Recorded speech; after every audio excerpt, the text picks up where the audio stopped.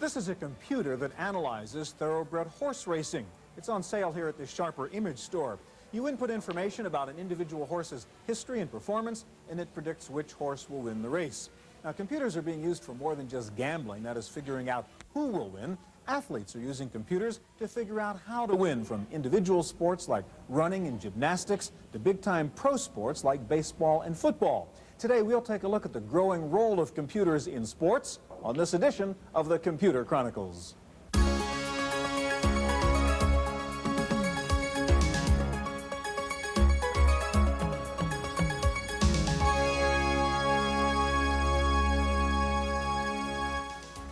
Computer Chronicles is made possible in part by Central Point Software, suppliers of utilities software, including disk backup, data recovery, file and desktop management, and virus protection. Central Point Software, making computing safer, simpler, faster. Additional funding is provided by the Software Publishers Association, which reminds you it's a federal offense to copy software, and by PC Connection and Mac Connection, and by Byte Magazine and Bix.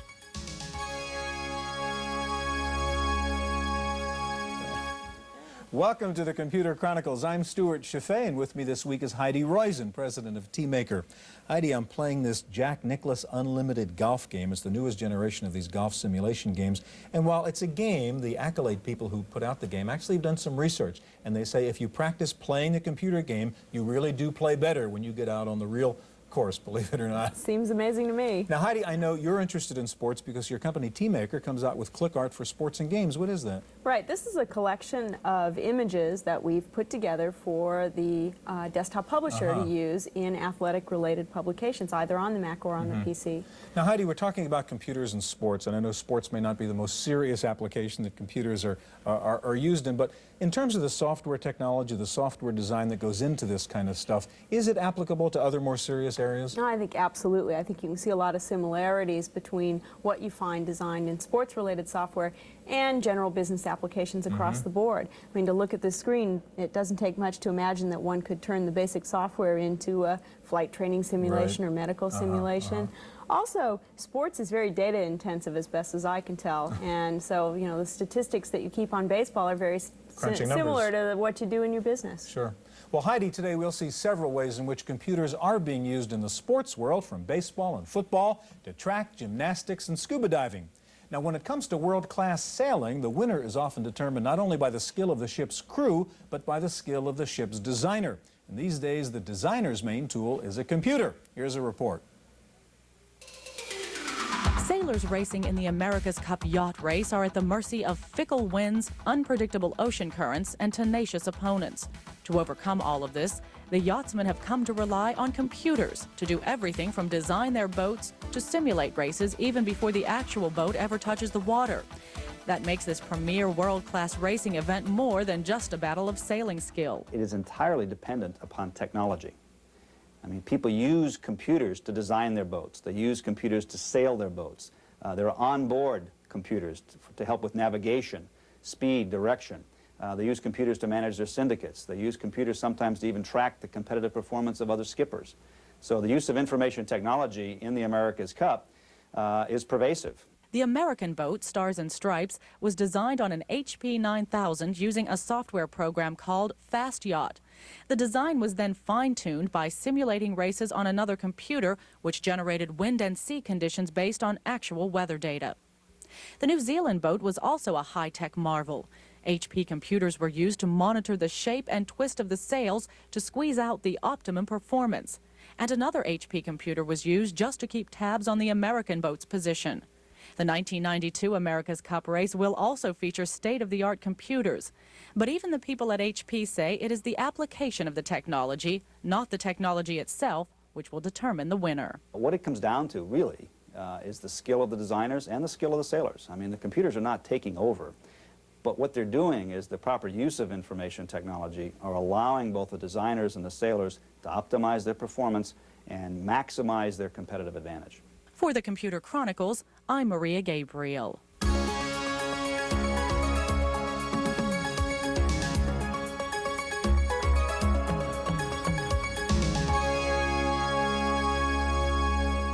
Well, most of us will never get to crew an America's Cup yacht, but we probably will watch a baseball game or want to improve our tennis or golf game.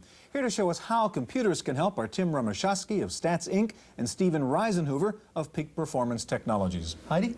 Steve, we know that coaches today are using things, instant replay, slow-mo, all sorts of video technology to monitor the performance of their athletes to be able to coach them better.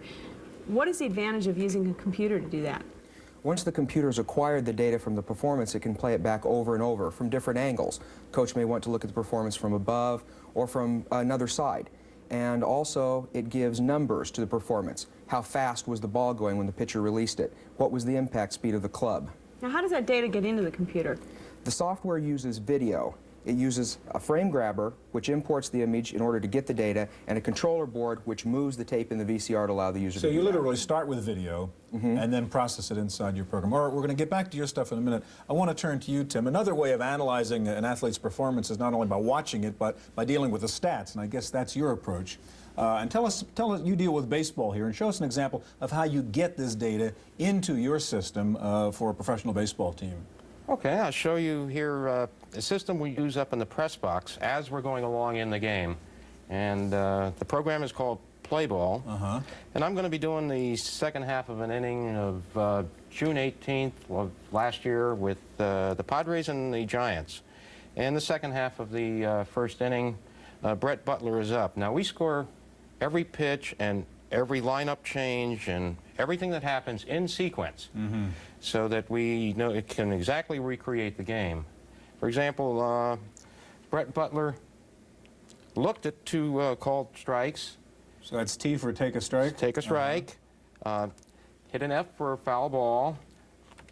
Took two balls, two more foul balls, and then put the ball in play. He made a single. The ball was a liner, and we also keep the distance, direction, and velocity of every batted ball that's not a foul ball into the stands or out of play. Use a system for that? Yes, we have a code here that breaks the field up into 26 different areas. So you identify exactly which section of the field the ball went into when he hit it? Yes, and where it landed. Right. And how many feet away from home plate. Take us back to how you would continue to enter the game then. Okay, this was up the center at M160, and it was hard hit. So that means it was up the center, landed 160 feet away from home plate, and it was hard hit line drive. The next batter up is Rick Leach, and we also score pickoffs. There was a pickoff attempt against Butler, and Leach swung and missed. However, Butler was running on the pitch and stole the base, second base, and here Butler moved to second. Leach is still up, and Leach hit the ball. It was a double, and Butler scored, and the batted ball also was a liner at down the left field line at C240. All right, now you actually do this in real time. I mean, this is a real game in which this data was really entered for this Giants-Padres game. That's true. I was up in the press box behind the official scorer, and... Okay, Tim, I want you to now finish doing that and call up the service in which we're going to look at all these stats while we turn back and talk to Steve for a minute, if I can. Okay. Steve, now let's go back to what you were telling Heidi. What does your program do? Well, it allows the user to input data from videotape, and then it can display it for you so that a coach can watch it in slow motion, picture at a time, look at it from different All right, you've got a angles. golf example, I believe. Show us that one. This is a golfer. You're looking at them from the side. It was used 3 video cameras to acquire this data. The software is going to animate the swing for me, but the user can run it through single step it picture by picture, and the coach can look at exactly what they want to. And again, that's based on real video. This is not just a created stick figure. Yes. And here's multiple figures so that you can get an idea of what path through space different parts of the body took. Is there any significance to the fact that each body part has a different color to it? Just so you can see it better, can identify it more easily. Once the software has the 3-dimensional coordinates, it can rotate our field of view so that we can look at this golf swing from different perspectives. For example, now we can look at the person swing the club from above. And again, you obviously didn't have a camera up there, but you're able to rotate that inside the computer. It's sort of one of the points you were making Correct. the height Once earlier. the computer has the three-dimensional coordinates of all the points on the body. Can you see multiple views, do you? Mm-hmm. This will bring up 3 views, one from the side, one from the front, and one from the top. And it's going to put what we call a trajectory on the club head so that the coach can follow a part of the body, or in this case, the heel of the club, through space, watching the path that it makes. So it's figuring this all out right now. Oh, I see. Huh. So that's all 3 angles in sync. So you can see what the club Or you did. can run each one through separately. You also said something about being able to show data at the same time that you're showing the movement. What it's loading now will be, you'll see the stick figure above and force information from each leg below. What the coach will look at here is weight transfer between the legs as the ball is hit. Okay, so we'll see both the graphic display and an actual data. Okay, here You'll it see is. data below and the stick figure above. So this is shift of weight from one foot to the other. During the club swing. And again, all this data is being analyzed or figured out by the videos as put through the computer. Yes, the force data here was recorded with a force platform. I see. Steve, we only have a little bit of time left. I know you've got an ice skater demo too. Could you jump to that for us? Now this is an Olympic figure skater doing a double axel. What the coach will look for here is how close together are the skater's legs, how high off the ice do they get. And again, based on real video. Based on real video. And the last is the coach can compare 2 people. What they'll want to look at here is how high above the ice does the person get to decide how good the jump is and how well they're approaching. So this is 2 different skaters compared. And the yellow line is tracking the height above the ice. Yeah, the center of mass of the body. All right, that's great. All right, Tim, we have just about a minute left. Let's get back now. You're up inside the program now called ProLine, which lets you access that gigantic database which was dependent on the information you gave it. What can we find out here? Say I wanted to find out stuff about a particular player, or Wade Boggs or whatever. Let's try Wade Boggs. We'll check last season. Okay.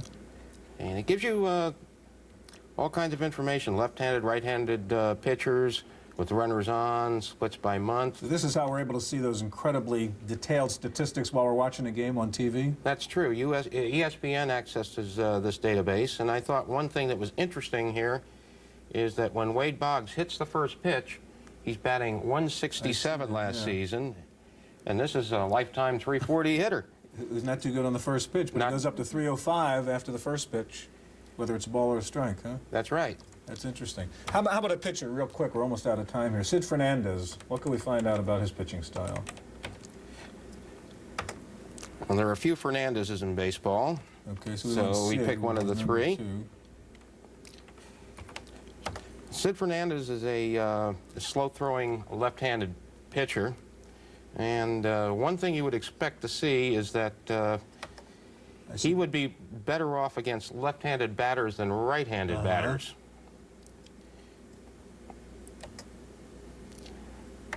However, we see here that left-handed batters hit 222 against him, and right-handed batters only hit 195. Now, this is an online system, and in fact, a professional baseball team and the coaches might access this to figure out what's going on with their own players. They do. Yeah. Is this available to fans as well? This is available to fans. It runs about 25 cents a minute in the non-commercial times, and they can look up whatever they want. I don't think I want to know this is available to them. All right, well, football may appear to be a game of brawn, but it is also a game of brains, and computers are playing an increasing role in helping coaches figure out how to get the most out of specific plays and players on a football team. Here's a report. For the San Francisco 49ers, each victory is the result of a well-planned strategy and rigorous training. But not all of the planning and training takes place on the football field or in the weight room. A lot of time is also spent in the screening room, where the coaches and players sit down to analyze and study plays from past games on videotape.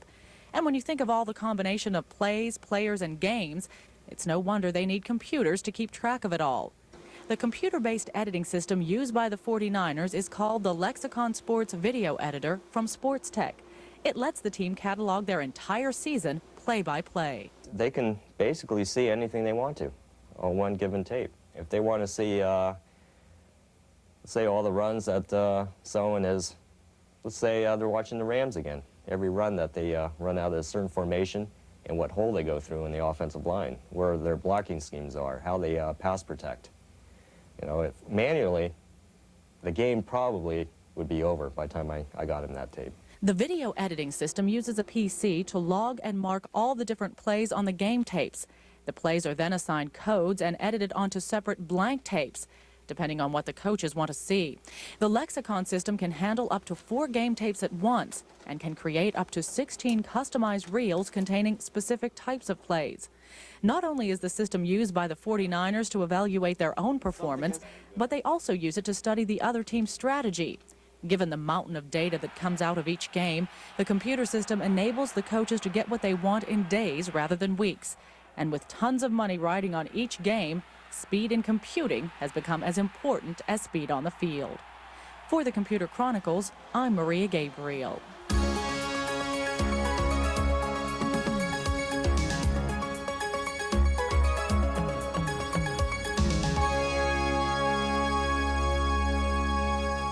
Computers are not only used in professional team sports like football and baseball, but also in individual participative sports like running and scuba diving. Here to show us how are Danny Rossi of Wet Pleasure and Bruce Noth of Advanced Mechanical Technology, Inc. And Heidi, it looks like we're talking about scuba diving here. Absolutely. I think most non-divers think that the scariest thing about scuba diving is sharks. But I think those of us who dive believe it's actually the buildup of nitrogen in the body that's due to the depth and the time you're under. And I know for myself, keeping track of it on dive tables is a complicated chore.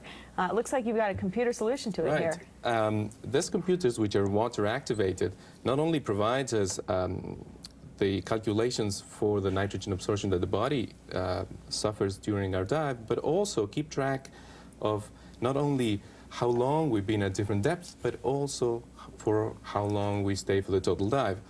One of the things that we can do with a PC is nowadays we can transfer the information from the actual device that we carry in the dive, in this case this computer, and we can transfer all of that information directly into a PC without having to take the data out manually. So that instrument, I'm sorry, was on the diver's wrist during the dive, recorded all the data, and you're about to transfer that into the PC. And then when I'm back at home, I just transfer that information onto the PC, and as you can see, the PC is reading the information directly from the computer without any actual manual intervention or having to work those numbers out yourself. And again, the data is time, depth, calculations of nitrogen. Okay. Correct. Once the data is in there, I can remove the device, of course, and I'll transfer it into a form that's humanly readable. In other words, it will convert the numbers into actual depth and times, the information I took from the computer. Also, once that's done, I can actually perform the logbook function, which is sort of replacing the actual bookkeeping that we used to do with a written piece of paper and keeping track of our dives in that format, just by keeping it all in software. What would that look like now?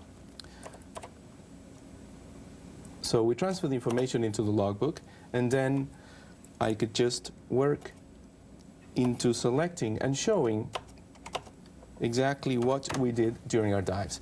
What we see in the screen is on the upper left-hand corner, we see the device and the information that actually presented to the diver during the dive. On the top right-hand corner, we see a simulation of the nitrogen absorption by the different body compartments. So that's nitrogen absorption over time during this particular dive. Correct. And on the bottom half of the screen, we do see the actual dive profile that the diver performed during the dive. In this case, we're seeing every 3-minute increment at what depth the diver was during its dive. And we can continue doing this for the whole of the series of dives that we have performed. At any time, we can extract that information. All right, Danny, over here you have a kind of portable computer hooked up to this. Tell us what this is. Right. This is a similar type of instrument. The top half of the instrument performs all the necessary calculations for the nitrogen absorption. The bottom half, because it's connected to the tank, can also perform calculations regarding as to how long the air is going to last at our present depth. Not only gives you the amount of pressure remaining, but a forecasting number of minutes, which is information very useful to the diver. Sure.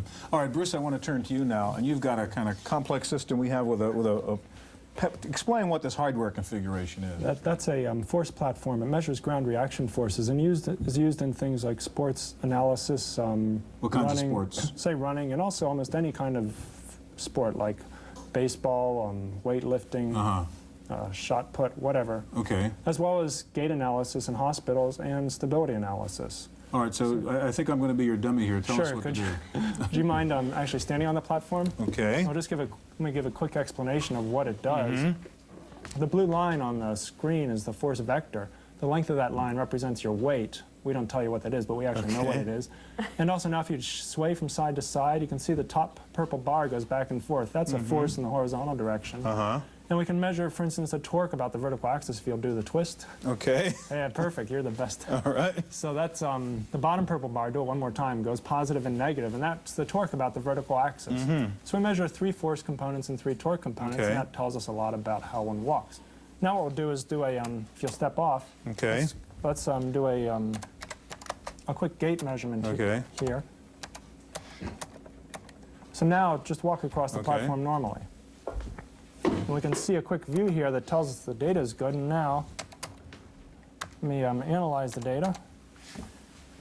Drawing the plots. The top left plot shows the forces versus time, and the purple bar, the one on top, shows the vertical force over time, and that has a characteristic 2 peaks. The center of pressure is the top right, and then we can see different force vectors on the 2 bottom plots. And one thing that's interesting is we can look at a child with cerebral palsy, for instance, and compare that with how you walked. And now we'll see that the top purple bar on the left has 3 peaks, which is a characteristic, as opposed to yours, which was 2 and is normal. So now why don't we do a little stability work? Okay. Stand on it? Okay, now if you could stand on it. Okay. And with your eyes open. Okay. Now we're going to do is a 5-second test. We're measuring the center of pressure, which is a measure of how much you sway. And we can see on the screen just, okay, you can relax. Okay. And now what I'll do is just put that on the screen, and we can see you can see a stabilogram on the right, and then FFTs or fast Fourier transforms on the left. And it looks like you have about 1.5 centimeters of sway. Okay. And now, for comparison, let's just have you stand again with your eyes closed on one foot. Okay. So now, it's counting down. This is a lot harder to do. Yes, it sure is. It turns out to be very hard to do for the elderly, for instance. Okay, you can stop. Okay.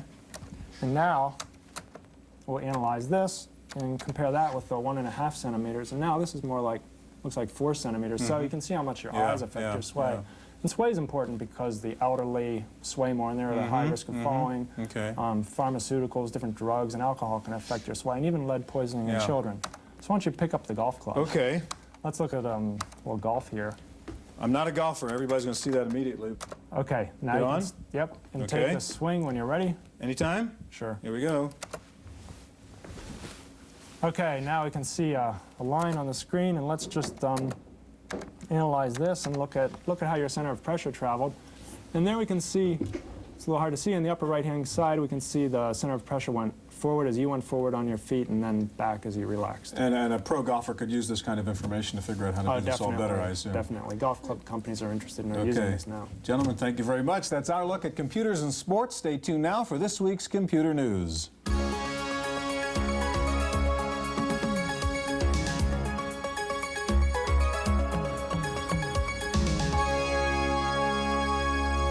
In the random access file this week, Logitech has a new breed of mouse, a unit designed to work in both 2D applications and 3D computer-aided design. Logitech says that in 3D work, the device can be physically lifted off the tabletop and can pick up and send ultrasonic waves to a control unit. And the mouse also has a tiny microphone which can transmit spoken commands to the computer. Speaking of 3D, Matsushita Electric has developed a 3D computer graphic system which can process a person's face and change it to fit a variety of situations. As an example, the faces of mother and father can be combined to create the look of their baby, or the face of a baby can be aged to show how he would look at 70 years old. The system is expected to be used by law enforcement agencies to replace traditional artist sketches of suspects. Matsushita is still developing the technology, but the company says it could literally bring a new face to computing. Taking a look at this week's top 10 software titles for the PC. PC Connection reports that DOS 5.0 upgrade is in the #1 position, with PC Tools 7.0 in second. Third is the Norton Utilities, followed by Windows 3.0 and After Dark 1.0 for Windows. Rounding out the top 10 PC titles are Expanded Memory Manager 386, WordPerfect 5.1, Quicken, Office for Windows, and Adobe Type Manager 1.1 for Windows. Time now for this week's software review with Paul Schindler. Information about the world can come in many forms, most of them bulky, for the world is a large place. You can learn about it from a globe, from an atlas, or from a new CD-ROM package called World Atlas. You need the storage capacity of a CD-ROM to hold all the information this package does. It allows you to cruise around to your heart's content. It is fast, but be forewarned, it takes all of 640K and you may have to strip everything else out. Now, let's go to the Caribbean, which is always a good idea. Focus in on the U.S. Virgin Islands. Examine a political map with place names. Look up detailed information about communications. Going back to the world view, you can look at a topographic map as well as statistical maps covering such things as temperature, precipitation, fertility, electricity, and population density. It's surprising how fast the screens can be changed, especially if you want to go back and forth between two maps. You can also print copies of these maps. World Atlas is $60 from Software Toolworks in Chatsworth, California. For the Computer Chronicles, I'm Paul Schindler. And finally, the economic news from most of the computer industry is pretty glum, but there was a surprising ray of light this week. Next Computers, the company founded by Steve Jobs, the same man who founded Apple Computer, announced that its second quarter revenues reached $46 million, an 86% increase over last year. 70% of Next workstation sales were to business and government. That's it for this week's Random Access File, compiled from the wires of the NewsBytes News Network. For the Computer Chronicles, I'm Kate McGargy. Computer Chronicles has been made possible in part by Central Point Software, makers of PC Tools 7.0, a comprehensive group of integrated utilities including hard disk backup, remote computing, and data protection, as well as 3 Windows programs and extended Novell NetWare support. Additional funding has been provided by the Software Publishers Association, which reminds you it's a federal offense to copy software, and by PC Connection and Mac Connection, and by Byte Magazine and Bix, the Byte Information Exchange. The Computer Chronicles provides a free kit to help you review the contents of your company's hard disks and ensure the ethical use of software. For a free self-audit program, write to the Computer Chronicles, Box 2954, Harrisburg, Pennsylvania 17105.